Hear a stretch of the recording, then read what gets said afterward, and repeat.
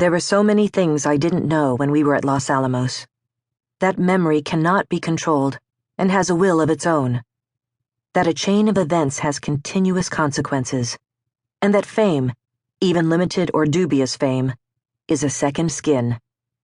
Unlike a piece of clothing that can be shrugged off or folded and put away for a time, fame becomes part of you. It hugs and imprisons you and can never be shed, not even years and years after the fact.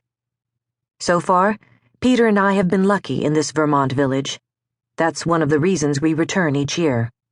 For here, Peter is as anonymous as the next man. Another reason we come back is the landscape. When we were at Los Alamos, people insisted that the Southwest was the most beautiful place on Earth, probably because of the light and the sky and the sense of space. Yet, that Southwest landscape had a strange, almost frightening severity. Everything was on such a grand scale that you felt as if you were living not in the world, but at the edge of the universe. Whereas here in northern Vermont, we feel as if we've come home.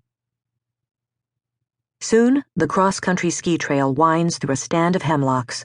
With no sun to soften it, the surface has slicked to a streak of ice. My muscles tense.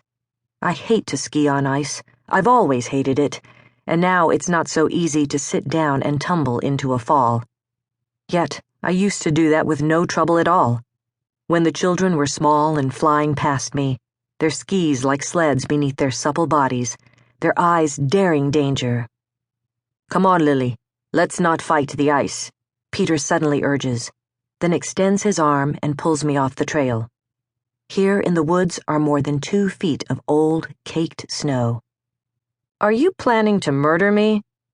He laughs. "Hardly. Just keep moving and you'll be fine. Up ahead, someone's broken a trail. We can follow that." Before long, the narrow woods trail dips and bends, and we are skiing from one glade of sunlight to another. The soughing of the wind is broken by distant ripples of laughter or an occasional shout. I open my jacket, grateful for the breeze. Peter zigzags in and out of sight, never breaking stride. Sometimes, after he has taught for a whole week, he looks his age, but here, still slim and graceful as he skis, he has shed years. Now I am in a cul-de-sac that the wind cannot invade, so quiet I can hear myself breathe. Tatters of blue sky fly above trees that look like giant soldiers at attention, outlandish skinny soldiers with pine-needled heads. Then I hear, "Lily?" I hurry from the thicket of pines. "Over here," he calls, and I see her. "I got separated from my family, and your husband was kind enough to let me ski with him," she apologizes. She has large brown eyes and beautiful teeth and curly brown hair. Tiny droplets of perspiration glisten on her firm young neck. She reminds me of our daughter, Anne. "I hope you don't mind." "No, of course not. Peter's the best bushwhacker you'll ever meet," I tell her, and the 3 of us begin to ski again. Soon we can see the marked trail. Peter skis down to it. "It's not nearly as icy here," he reports, as the young woman and I pick our way down the slope. As I concentrate to get a rhythm going, I see she's not an experienced skier, and now she's asking Peter to show her how to stop. "The trick is to start slowly and not let yourself get going too fast." Then Peter shows her how to hold her arms and knees. He's delighted.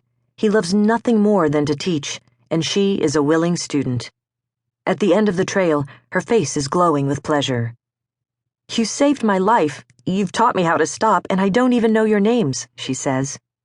"Lily, Peter," Peter replies. No last names on skiing and hiking trails, his old rule. Hope Eliason. Peter nods abruptly, one of the few hangovers from his European upbringing, and we part. But something tells me we haven't seen the last of her.